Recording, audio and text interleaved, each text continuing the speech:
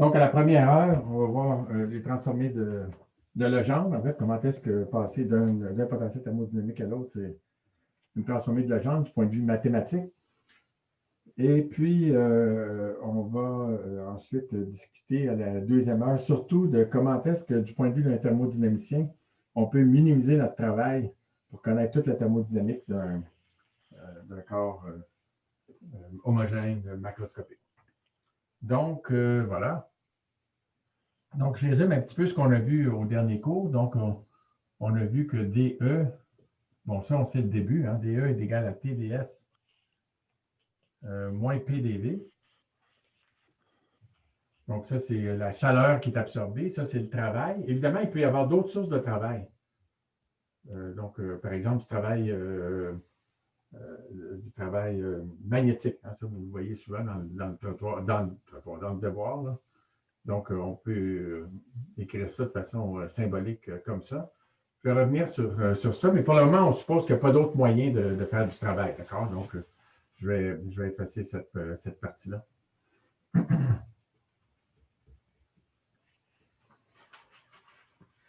Donc, ensuite, ici, vous voyez, c'est S et V qui sont les variables naturelles. Donc, ici, si j'ai DH, l'enthalpie, c'était TdS plus VdP. Et puis, l'énergie libre de Helmholtz, dF, c'était moins S dt, moins P dV.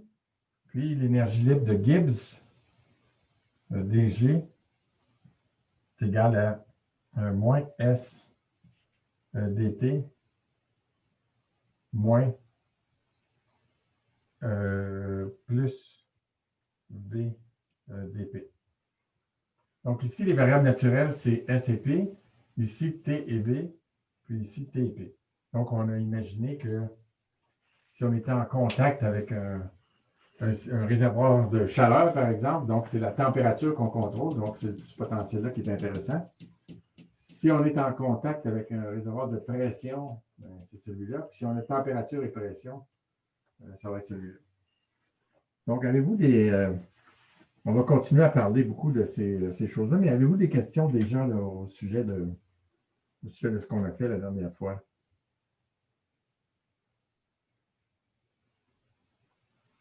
C'est bon?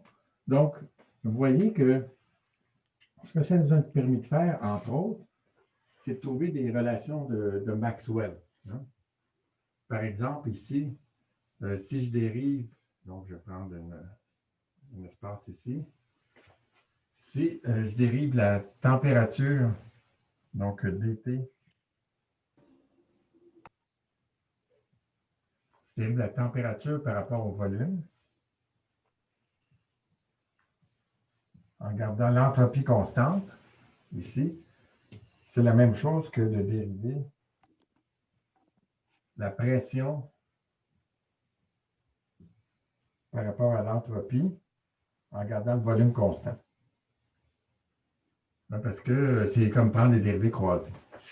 C'est bon? Je donne un dernier exemple ici avec l'énergie libre de Gibbs, de Helmholtz ici. Vous voyez que si je dérive S par rapport à V, donc ds dv S dv à t constant, c'est égal à dp dt à v constant.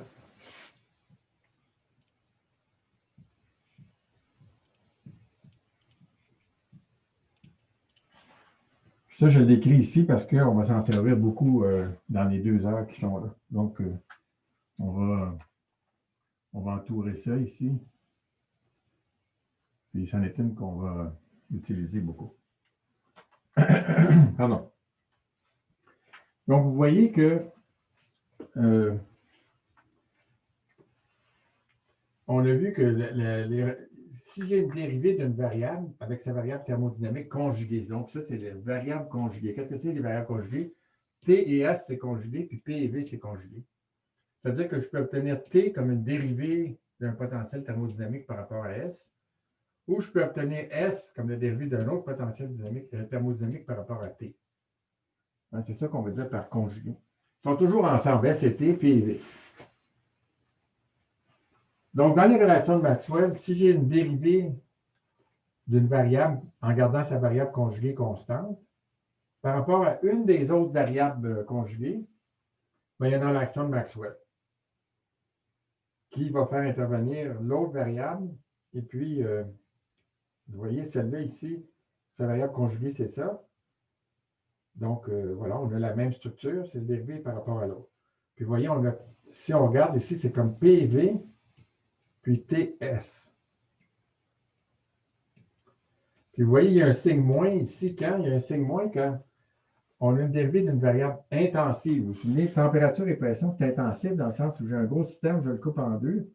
Bien, la température, un système à l'équilibre, évidemment. La température là, ça reste la température là. Par contre, son entropie, bien, l'entropie de celui-là, ça va être la moitié de ce que j'avais originalement. Donc, ça, c'est une variable intensive. Ça, c'est extensif. Donc, si j'ai une dérivée d'une intensive par rapport à extensif, j'ai un signe moins. Puis ici, vous voyez, j'ai extensif par rapport à extensif, puis intensif par rapport à intensif, je n'ai pas de signe moins. Donc, quand c'est des variables, quand les dérivées ne dérivent pas des variables de la même nature, il y a un signe moins. Évidemment, ça, c'est juste un moyen mnémotechnique. Là. En réalité, on peut tout redériver à partir de ça. D'accord? Donc, si vous rencontrez un de vos collègues au supermarché, et vous lui montrez dt dv à S constant, il est capable de vous dire moins dp ds à v constant. Ça marche? Ou bien non, vous êtes en train de dormir pendant le cours, quelqu'un vous réveille, il vous montre ça, vous êtes capable de trouver l'autre. C'est bon? Encore une fois, c'est juste des moyens mnémotechniques pour le moment.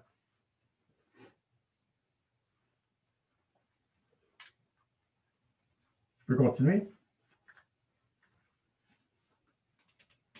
OK. Donc, ça, on est toujours au chapitre 5. Et puis là, je vais passer à la section 7, qui est transformée de Legendre. Donc, la transformée de Legendre, ça va revenir quand vous allez faire le cours de mécanique 2. Je saute par-dessus la section 6 pour le moment, mais je vais revenir. Donc, 7, transformée de Legendre.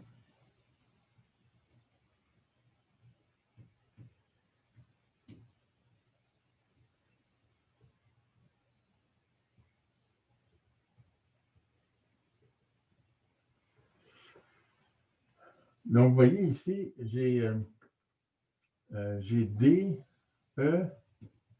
Supposons que j'utilise les variables naturelles, hein, SV. Variable naturelle dans le sens où, vous voyez, j'ai juste à dériver par rapport à S, j'ai T, par rapport à V, j'ai P, donc j'ai toute la thermodynamique.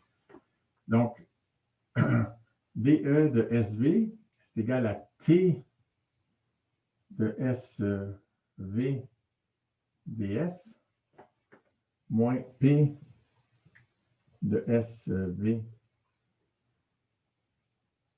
dV. Voilà.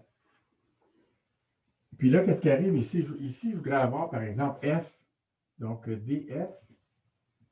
Je voudrais avoir F comme une fonction de T et de V comme variable naturelle. T et V. Donc, comment est-ce qu'on fait ça? Bien, on a dit que la façon de faire, c'était de prendre D de E moins TS. Mais c'est un peu bizarre comme façon de fonctionner ici. Là. Donc, ça ne me prend pas. Il ne faut pas que je fasse juste ça ici. Ça me prend une autre équation qui me dit que la température T est égale à DE ds à V constant. Pourquoi? Parce que ça me permet d'écrire que F de TV, c'est égal à E de S. Mais vous voyez, cette relation-là ici, je peux m'en servir. Vous voyez, à droite, le E, ça dépend de SV. Puis là, j'ai T ici. Donc, je peux inverser ça puis trouver S en fonction de TV. Est-ce que c'est clair? Vous voyez, E, c'est une fonction de SV. Là, j'ai cette relation-là ici. Donc, tout ce qui est à droite, ça va faire intervenir S et V. Fait que là, je peux inverser ça pour trouver TS de TV. On a dit que c'était toujours possible de faire des changements de variables parce que à cause de la concavité de S. Donc, vous voyez, je peux écrire E de S de TV et V moins T fois S de TV. Puis vous voyez qu'à droite, tout est une fonction de TV maintenant.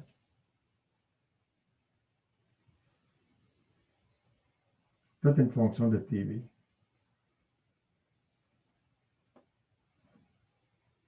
Donc, en réalité, pour faire la transformation de Legendre, ça m'a pris deux équations. Vous voyez, il y en a dit une qui me dit que F est égal à E moins TS.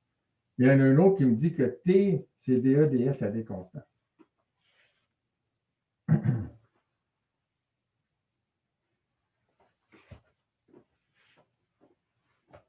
Une autre façon géométrique de voir la transformée de Legendre, c'est la suivante. Si je fais un graphique de E en fonction de S,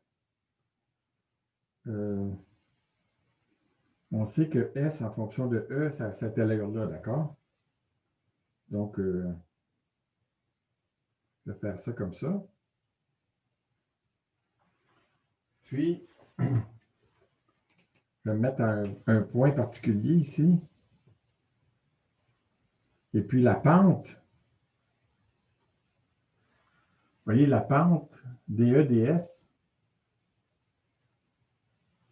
c'est égal à T. D'accord? Donc la pente est égale à T ici. Alors, si je prends la valeur de l'énergie à cet endroit-là, E,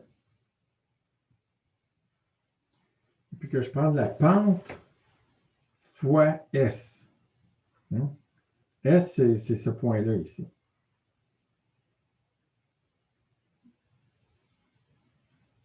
Alors, si je prends la pente fois S, S, c'est cette distance-là ici.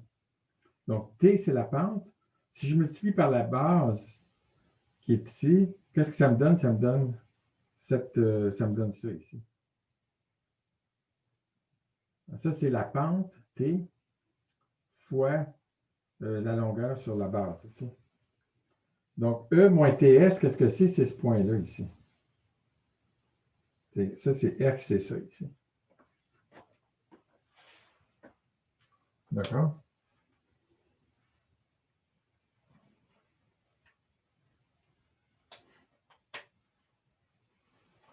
Donc, vous voyez que comme ça a toujours cette allure-là ici, je peux changer la pente ici, puis je vais toujours avoir juste une valeur de F, parce que, à cause, encore une fois, de la concavité qui est toujours la même, je vais toujours avoir une seule valeur de F qui va intervenir. Donc, ça, c'est juste une interprétation géométrique de ces changements qu'on a fait ici.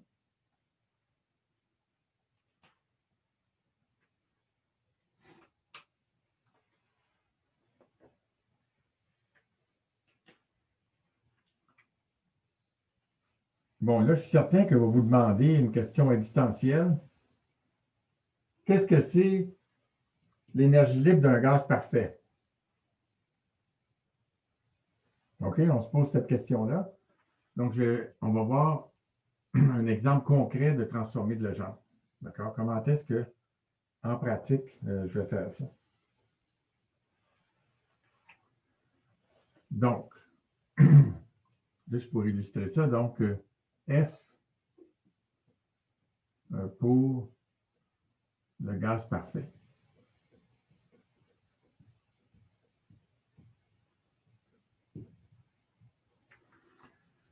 Donc, faut que je parle de l'énergie ici, puis de ces relations-là. Mais ce qu'on sait, on a calculé ça, on sait que l'entropie S, c'est égal à N KB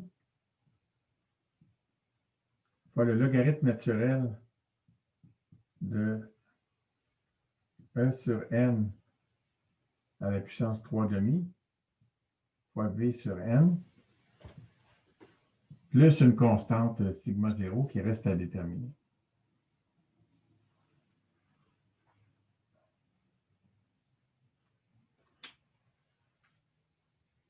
Et ça, c'est quelque chose qu'on a vu auparavant.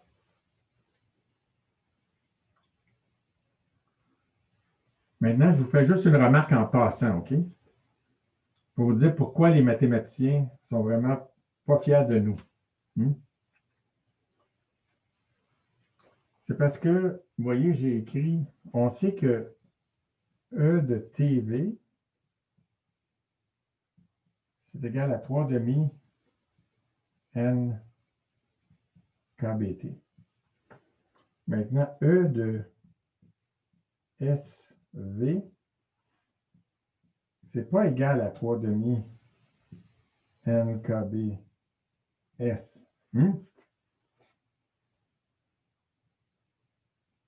Pourquoi? Ben, regardez l'expression ici. C'est facile de trouver E en fonction de S. Il suffit de prendre l'exponentielle. Ici, le logarithme va disparaître, puis on peut isoler E en fonction de S. Ça va être compliqué, puis ça ne ressemblera pas du tout à ça.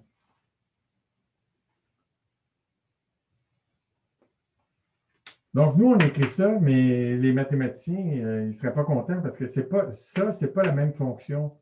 Ça, c'est une fonction des variables T et V. Ça, c'est une fonction des variables S et V, mais c'est une fonction complètement différente. Imaginez que vous êtes en train d'écrire un programme Python, d'accord? Bien, ça va vous prendre deux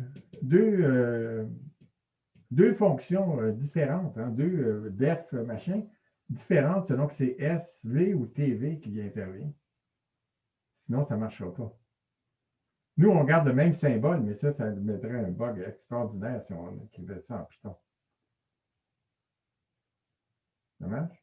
Mais normalement, on ne se trompe pas. C'est-à-dire que si on dit que c'est E de SV, bien, on le calcule. On ne prend pas E de TV et remplacer T par S.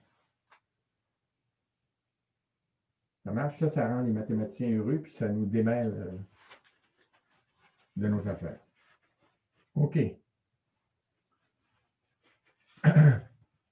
Donc, on va continuer avec cet abus de langage, mais il faut être au courant que c'est un abus de langage.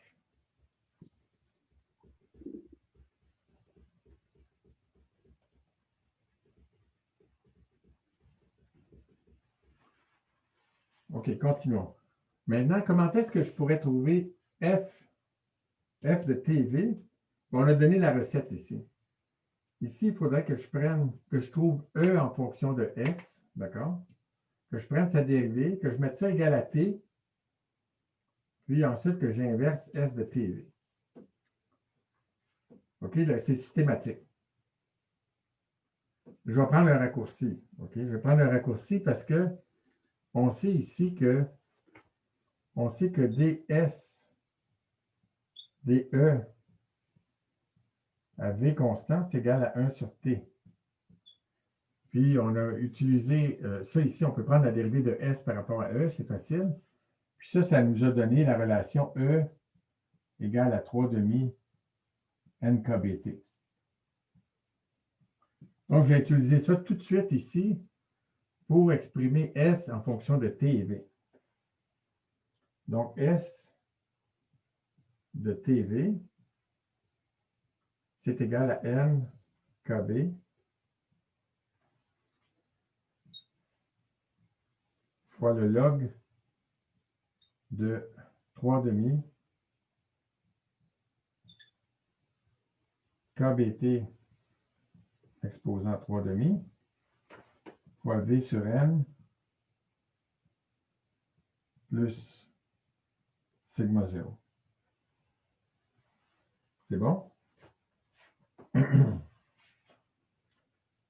Donc, ben là, ça va bien, là, parce que j'ai que le F c'est égal à E bien, E de TV, je le connais. Donc, ça veut dire que F de TV, c'est égal à E de TV qui est ici.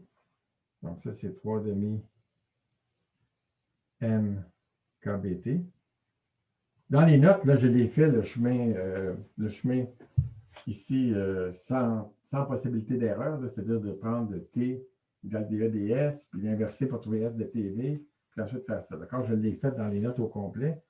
C'est juste plus long. D'accord? Donc, là, je prends un peu ce raccourci-là d'utiliser E de TV qui est ici.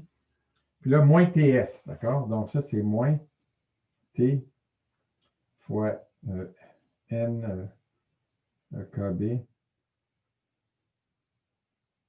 fois le log de 3 demi KBT exposant 3 demi fois V sur N plus sigma 0. Voilà. Donc ça, c'est l'énergie libre de Helmholtz du gaz parfait.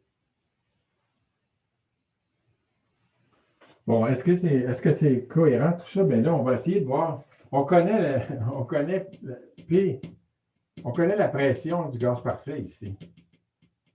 Puis on connaît l'entropie, on vient de la trouver ici. Est-ce que ça marche? Autrement dit, si je prends DF, DV, qu'est-ce que j'obtiens? Ben, allons-y. DF, est-ce que vous voyez encore, oui? Mon Dieu, je suis vraiment dans une pente glissante ici. DF, DV à T constant, c'est égal à moins P, selon cette relation-là ici. Alors, est-ce que c'est vrai? Bien là, je prends F, puis je dérive par rapport à V. Le seul endroit où V apparaît, c'est ici. D'accord? Donc, quand je prends la dérivée du log, bien, le log d'un produit, c'est la somme des logs, donc je peux juste garder log de V. Donc, ça, c'est égal à moins T NKB. Puis la dérivée du log, ben c'est quoi? C'est 1 sur V. OK?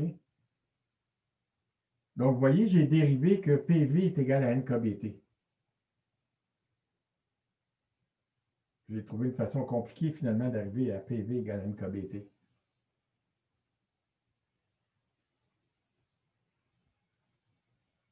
C'est bon, tout le monde suit? Vous avez des questions? OK. Donc, j'en vois. Dernière vérification. DF dt à V constant est égal à moins l'entropie. Cette relation-là ici. OK. Donc, allons-y. Si je dérive F par rapport à T, je vais avoir 3 demi NKB.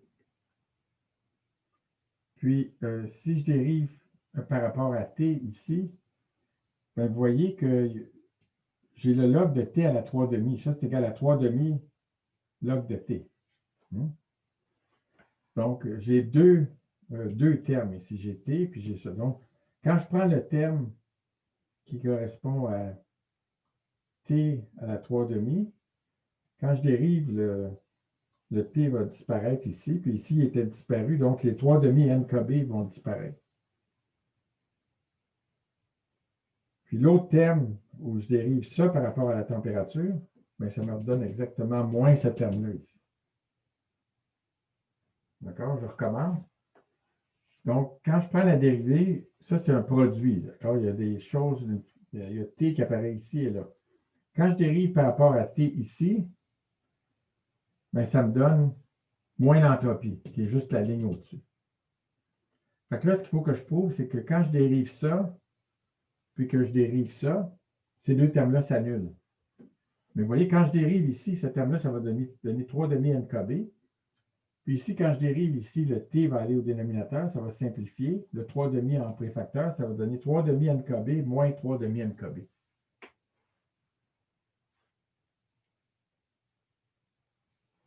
C'est bon? Donc, la leçon de ça, c'est juste que ça marche. Donc, vous voyez comment la transformée de Legendre fonctionne. Je vais vous donner juste d'autres propriétés des transformées de Legendre. Puis, on va prendre quelques minutes pour faire une question à choix multiple là, pour tout le monde.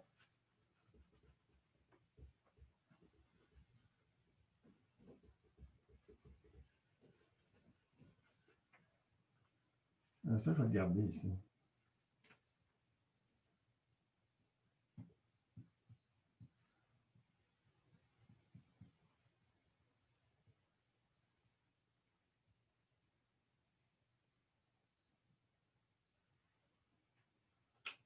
Donc, une première propriété, vous voyez que quand je passe de E à F, avec F égale E moins TS, vous voyez que tout ce qui est arrivé, c'est que ça a changé de bord. Hein? Ça, c'était DS. TDS, ça, c'est rendu SDT. Puis en plus, il y a un signe moins qui est apparu.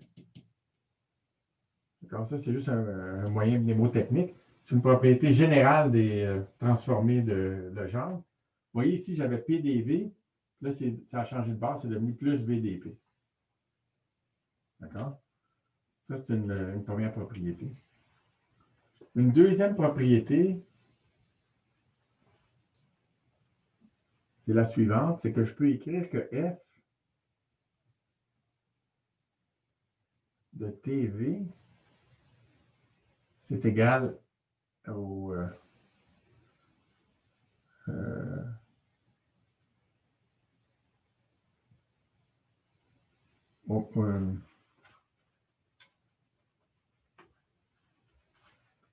en fait, en général, on l'écrit comme sup ou min de E par rapport à S, E de S, V moins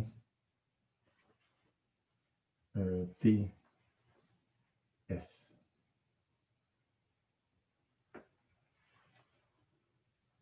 Donc, vous voyez ici, vous pouvez prendre ça comme un minimum ou un maximum. L'idée, c'est que ça dépend de TV. Ici, T est là, V est là.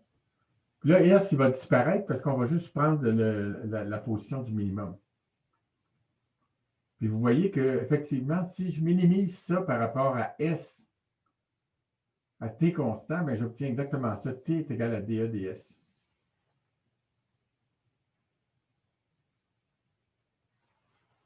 L'avantage de cette définition-là, c'est qu'elle est valable même quand on ne peut plus dériver les fonctions.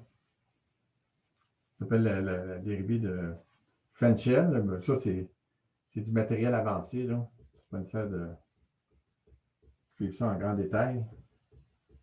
Mais quand il y a des transitions de phase, ça peut être une bonne idée d'utiliser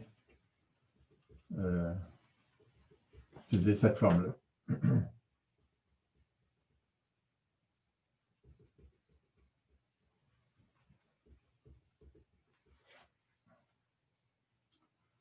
Une autre propriété, c'est que c'est une involution.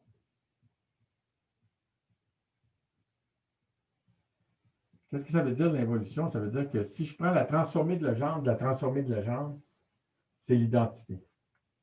C'est la même chose que la transformée de Fourier, ça ne fait rien.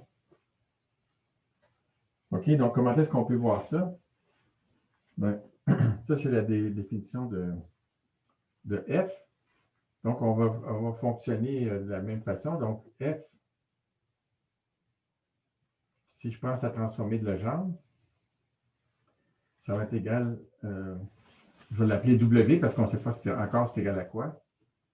Donc, la transformée de Legendre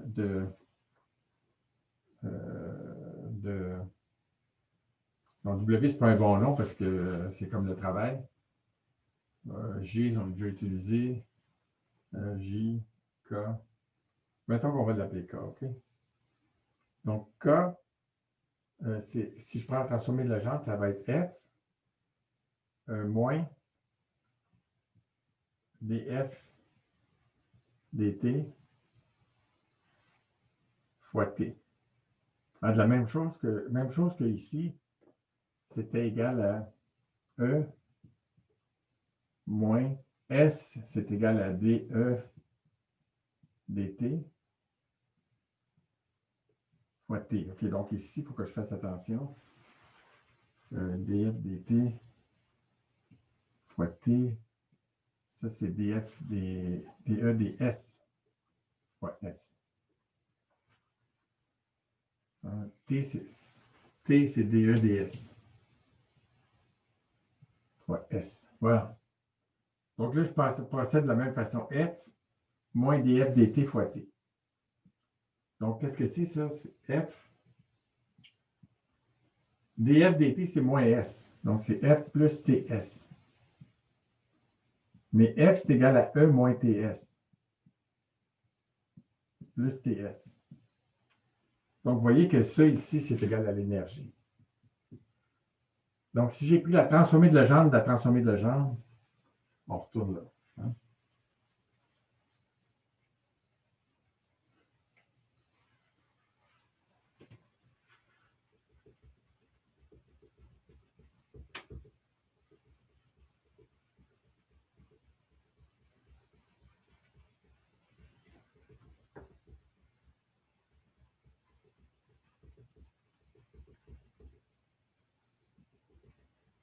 Puis, une dernière propriété,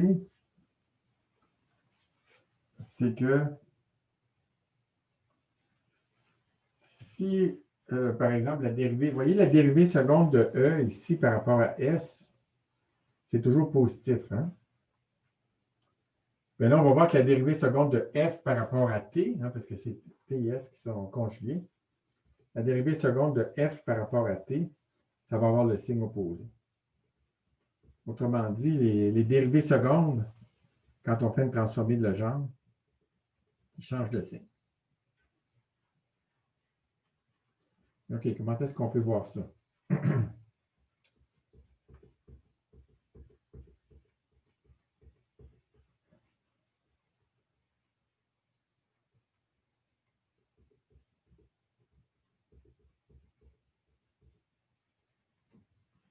Comment est-ce qu'on peut voir ça? Bien, on peut prendre la dérivée par rapport à S de df dt à V constant, c'est égal à moins 1. OK, pourquoi? Parce que df dt à V constant, c'est égal à moins S, dérivé par rapport à S. Ça marche? Donc ça, c'est égal à moins 1. Là, je vais utiliser le truc standard qu'on fait tout le temps. Donc ça, je vais écrire que ça, c'est égal à la dérivée par rapport à t de df ds à v constant. D'accord? Ça, c'est égal à ça. Mais c'est aussi égal à la dérivée par rapport à t. J'utilise la règle de la chaîne. Donc, de df dt à v constant fois dt ds à v constant. Donc, ça, c'est égal à la dérivée seconde de f par rapport à t à v constant. Puis dt ds, regardez, qu'est-ce que c'est? T, c'est dE ds. T, c'est déjà dE ds. Donc, ici, j'ai la dérivée seconde de E par rapport à S à V constant. C'est égal à moins 1.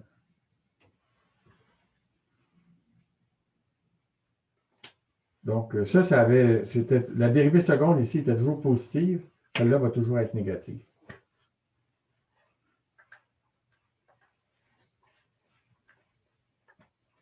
Bon, disons que toutes ces propriétés-là, c'est pas nécessaire d'avoir toutes ces propriétés-là en tête, là, mais savoir que ça existe, c'est bien utile. D'accord? Puis voilà. OK. Donc, je vais arrêter d'enregistrer. Puis on va passer à une petite question à choix multiple.